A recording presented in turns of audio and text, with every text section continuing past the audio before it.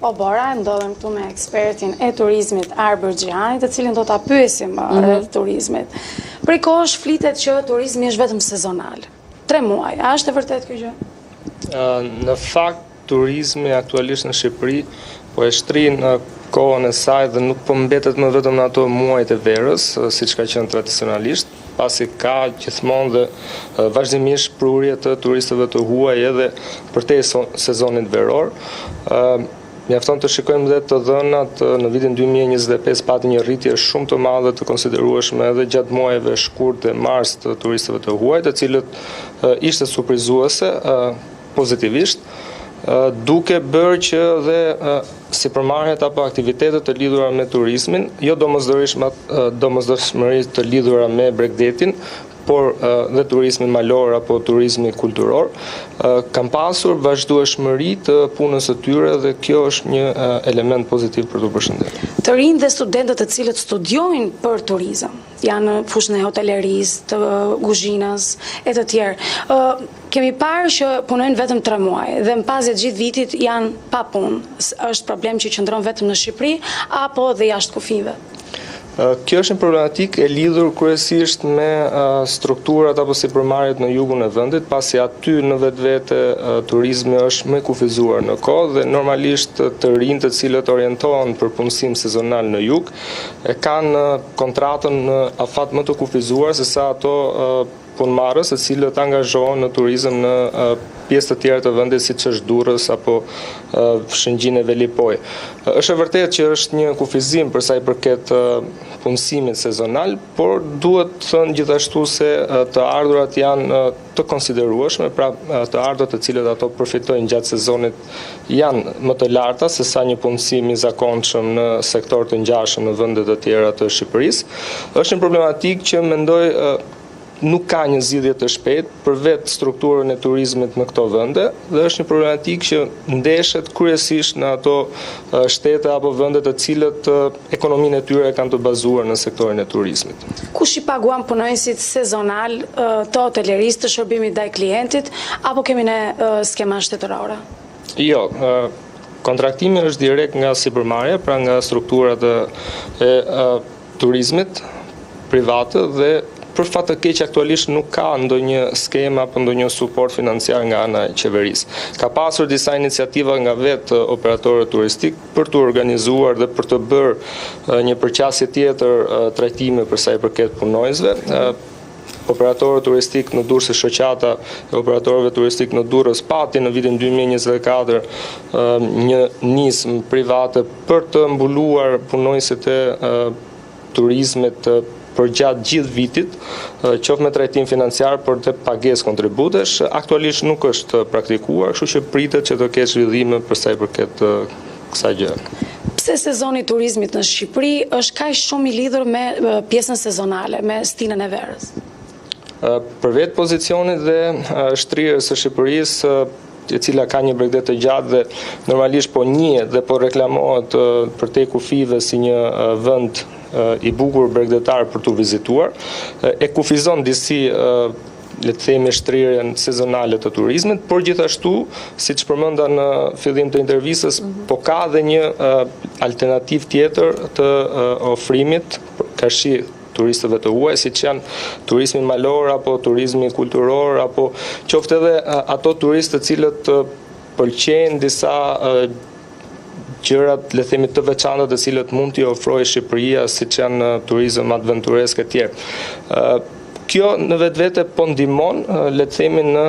kalimin e problematikës së sezonalitetit për sa i përket turizmit, pasi në momentin që mbyllen strukturat pranë Bregdetit, ka një alternativë, le të themi, suportuese, qoftë për sipërmarrjen në turizëm, por edhe për punëmarrësit të cilët mund të orientohen në këto vende. Cilat janë pasojat për të rinj të cilët kanë mbaruar shkollën e turizmit dhe nuk mund të gjejnë punë gjatë vitit?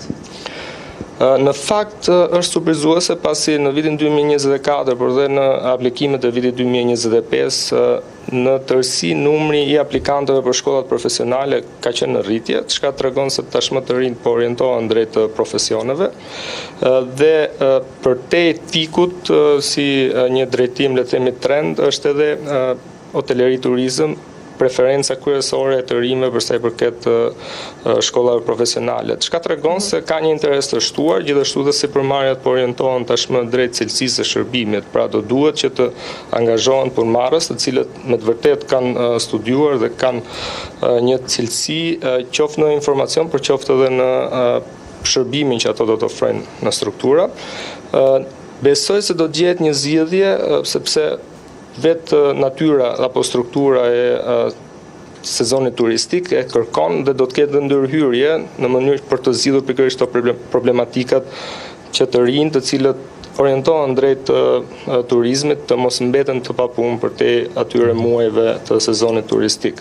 Dhe mendoj se është një element pozitiv, pasi të rinj tashmë nuk kam se të studiojnë ato degë tradicionale të cilët hasin vështirësi në tregun e punës për të gjetur punësim të qëndrueshëm, por mund të orientohen pikërisht aty ku ka arritje të... Ju thoni se ka arritje të numrit të studentëve në fushën e turizmit, po si ka mundësi që gjithashtu shoqëruar bashkë me këtë gjë ka dhe arritje të huajve që punojnë në sektorin e turizmit në Shqipëri? Sepse nevojat nga operatorët turistik apo strukturat akomoduese kanë qenë të menjëhershme dhe normalisht kishte një problematik në gjetjen e fuqisë punëtore në tregun vendas dhe kjo i orientoi në një zgjidhje të shpejtë brenda disa kalkulimit të kostove normalisht, të cilët duhet i përmbaheshin, ndërsa tashmë po kemi përgatitje të një brezi të ri të punëmarrësve, të cilët do të orientohen në sektorin e turizmit dhe do të përmbushin pikërisht dhe ato kërkesat që do të ketë dhe zhvillimet e shërbimit turistik në Shqipëri, pasi po orientohet drejt një turizmi elitar, pra jo më në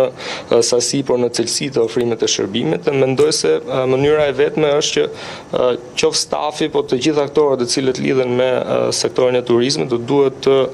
mirë përgatiten dhe shkolla profesionale besoj e bën më së miri këtë gjë. A ka boshllëk ligjor që nuk i mbron të gjithë punonësit pasi mbaron pjesa sezonale e turizmit? Në fakt, më tepër se boshllëk ligjor është një problematik kontraktuale, pasi kontratat janë sezonale dhe në mbarim të kësaj të gjithë të punësuarit në sektorin e turizmit do duhet të rikthehen kërkimit të një pune të qëndrueshme, çka është e vështirë, pasi normalisht çdo sipërmarrje në momentin që angazhon një punonjës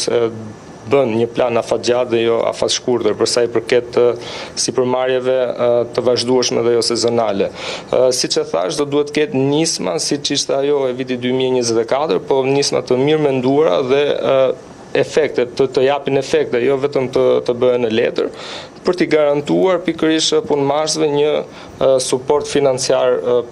Po, çfarë duhet të bëjë qeveria apo biznesi që turizmi mos të shikohet vetëm si punë sezonale? Besoj se do duhet që të kemi një alternativë të shërbimeve të cilët mund t'i ofrojnë, qoftë strukturat të cilët ndodhen pranë Bregdetit, por edhe ato strukturat në turizmin malor e tjerë, të cilët do duhet të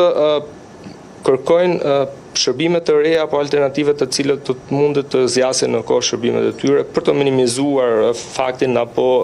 le të themi kohën e shkurtër në cilën ato angazhojnë punësit e tyre. Gjithashtu dhe duhet të ketë një suport nga ana e strukturave qeveritare, pasi normalisht është e pamundur që një biznes i cili e ka kohën e shërbimit të shkurtër të mbulojë financiarisht 100% punëmarrësit, pra do të ketë mekanizma të cilët suportojnë njëra tjetrën në mënyrë që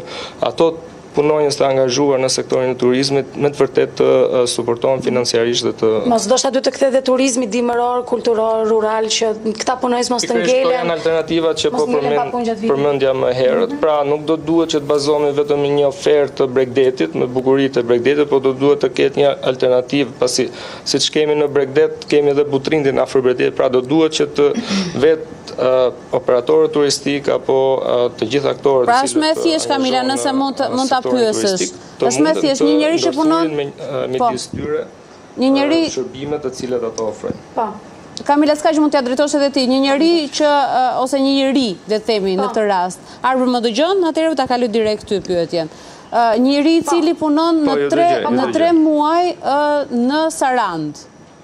Çfarë do bëj ai në përfundim të këtyre 3 muajve? Domethënë, a është i gatshëm ai që të shkojë në Butrind, pastaj të shkojë në Thes gjatë dimrit, sepse flasin për kushte që ta bëjmë më konkrete bisedën. Po, në fakt siç po diskutoheni edhe më herët, të gjithë ata të rinj të cilët orientohen drejt punësimit në jugun e Shqipërisë, po shkojnë atje pasi kushtet financiare të cilat ato trajtohen janë të konsiderueshme krahasimisht me një kontratë të cilën ato mund ta bëjnë në Bregdetin e Durrësit apo Shëngjinit e tjerë. Pra është një zgjedhje e lirë e tyre, e bërë për shkak të disa të ardhurave, ndonse në kohë të shkurtër, por relativisht të larta. Dhe është e qartë se në përfundim të kësaj kontrate sezonale me operatorë turistik në jugun e vendit, do të rikthehet më pas në Tiranë apo në qytetet kryesore, pasi është vënë se pjesa më e madhe e punonjësve të cilët pra, atë çon kjo në ulje të mos regjistrimeve, mos interesimit të rinjve, sepse edhe unë tisha, po ta mendoja, Mario ti e ke edhe më të aksesueshme, pastaj edhe me të rinjt. Pra, po ta mendoj një njeri që unë do punoj 3 muaj, pastaj ato pas 3 muaj unë s'di çfarë do bëj, s'kam asgjë të sigurt, bie që unë s'do regjistroj as për hoteleri turizëm, as do investoj që të gjej një vend pune në jug. Marrim rastin e jugut, pra.